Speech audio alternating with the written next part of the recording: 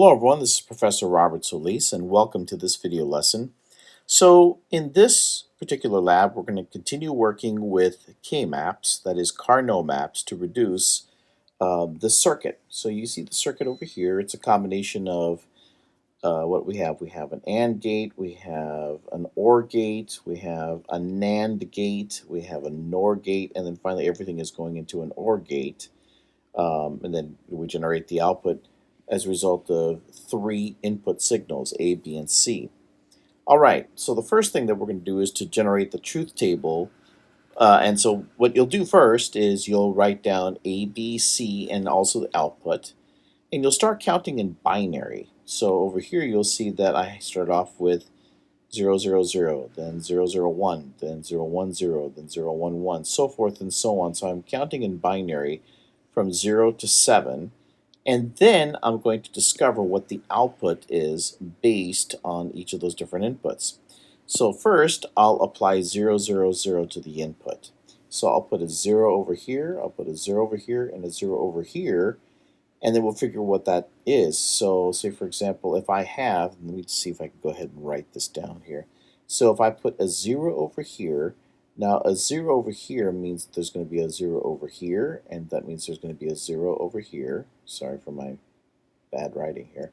And a 0 over here. Okay, so if I have two zeros over here, that means 0 and 0 is going to be 0.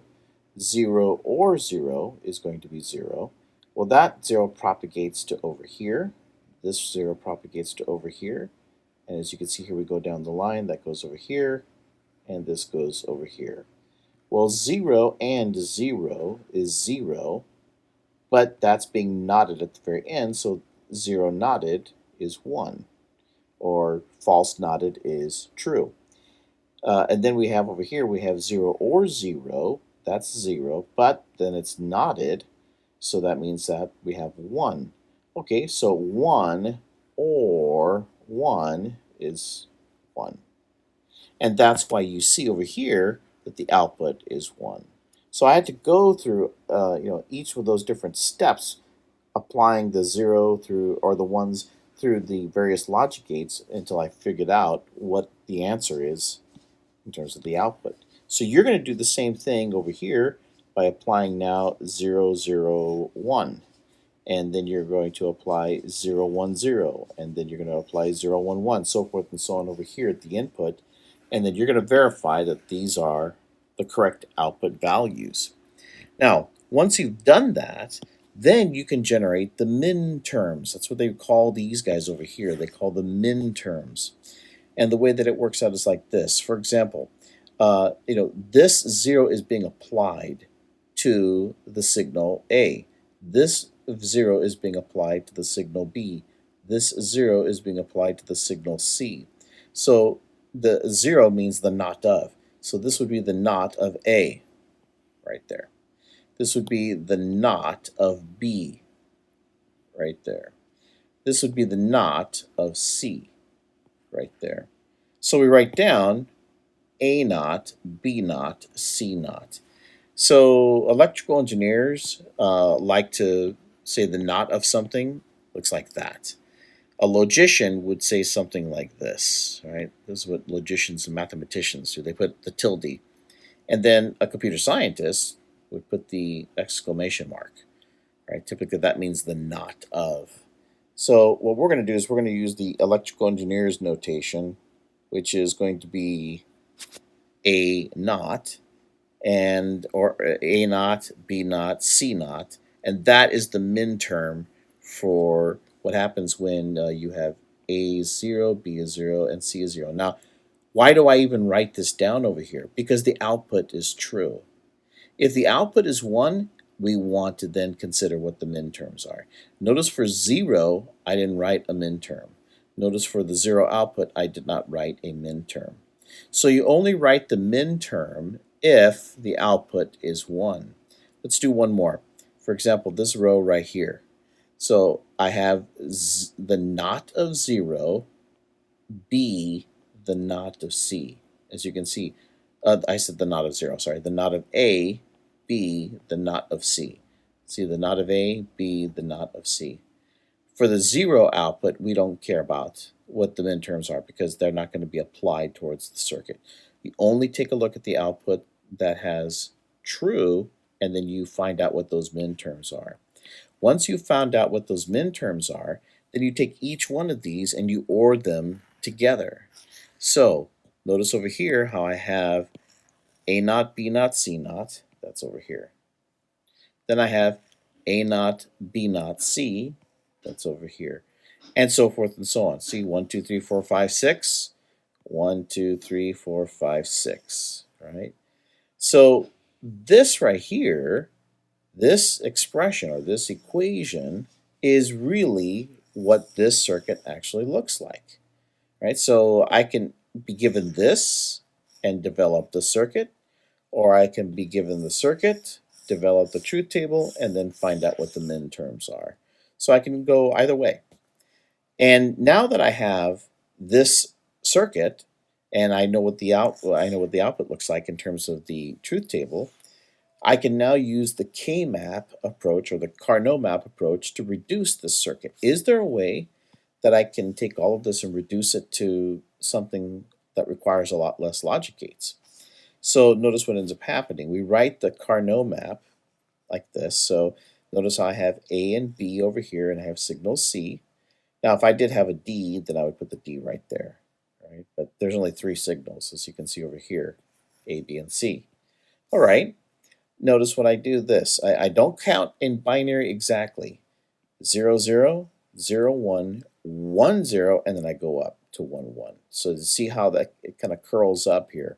So down, down, and then finally it goes back up here like this. So it's not exactly going in accordance to counting in binary. This is called grayscale. We don't have to worry about that. I'm just telling you how it works out. So you start off counting in binary here to here, but then, for the bottom half, you go from here up, right? So we start going down and then from down up.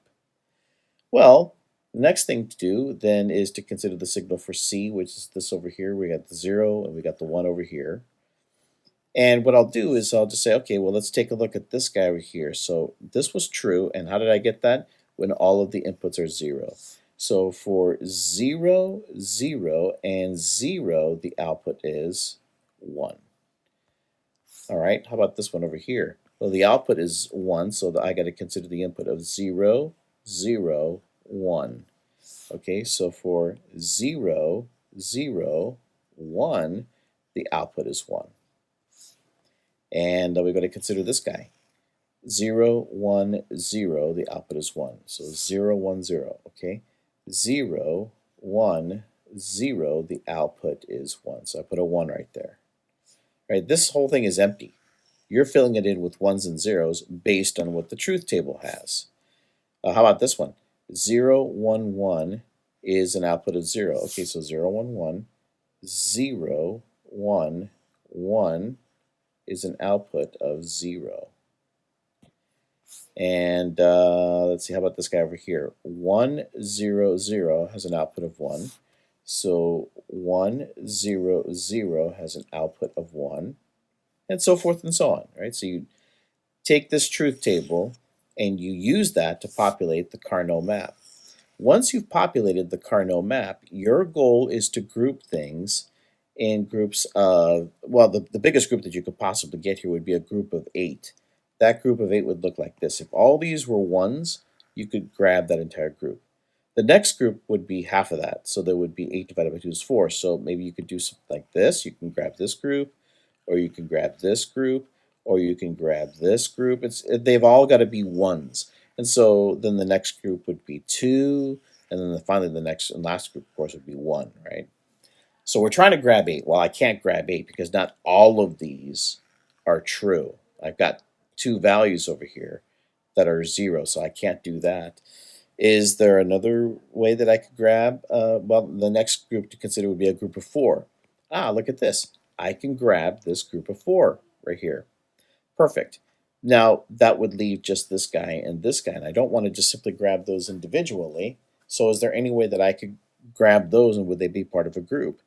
Well, if you considered this, like if you took this right here and thought about this like as if it were a can, right? So if I take this end and if I connect it to this end over here, if I wrap this around, like as if it were a can, then you can see how I can grab these two right here, and then I can grab these two bottom ones over here, and that could be part of a group. I can also do, something like, well, I don't want to, I'll leave that. I was going to talk about something else. I'll leave that for another lab, but the idea is that I can include this as a group. I can include this as a group.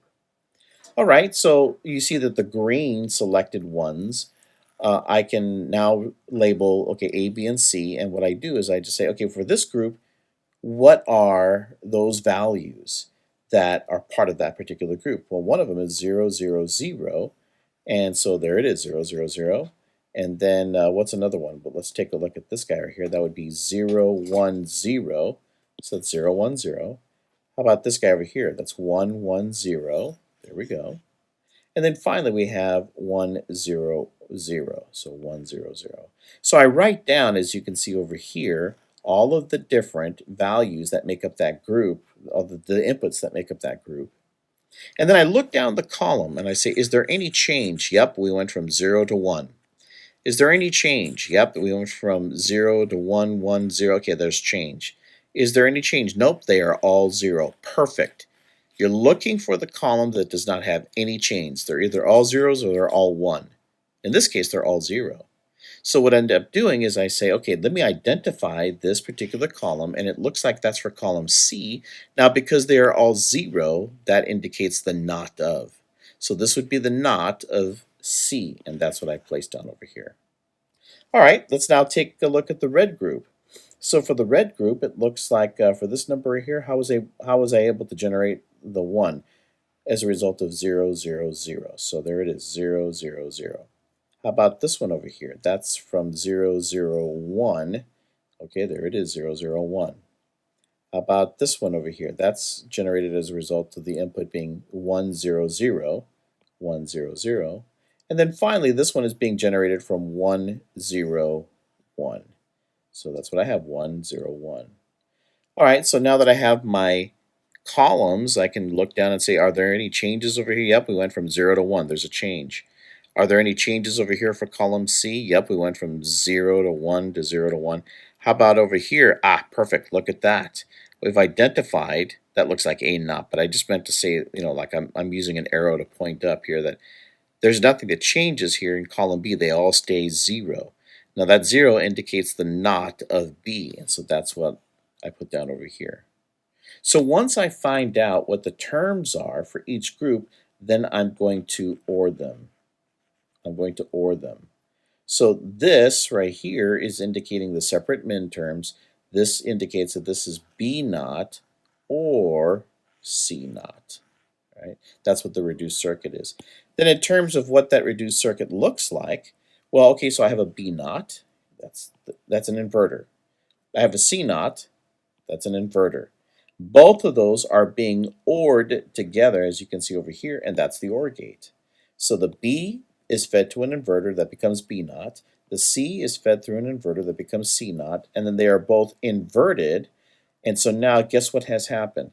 This entire thing, this entire circuit doesn't even rely on the signal A. The signal A has absolutely no effect. In fact, all I need is really signal B and signal C fed through this little circuit, and I get the exact same output. All right, let's verify that. So I say over here, notice that the truth table for the reduced circuit is identical to the original circuit truth table.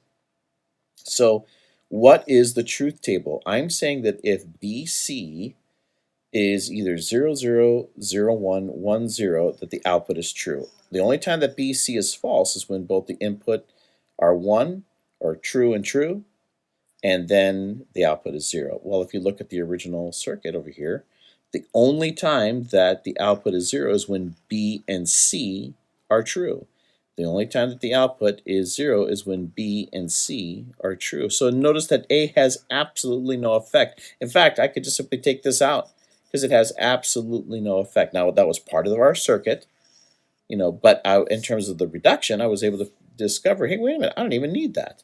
All you really need is just basically signal B and signal C, and put it through this new reduced circuit and save yourself a lot of money because it's a lot less logic here that you're purchasing, and I'm able to generate the exact same situation in terms of the truth table. And that is how you take a signal, or a circuit I should say, generate a truth table, generate the min terms, and then finally use KMaps to reduce that entire circuit. So this is Professor Robert Solis. I hope this video lesson was helpful. Have a good day. See you next time.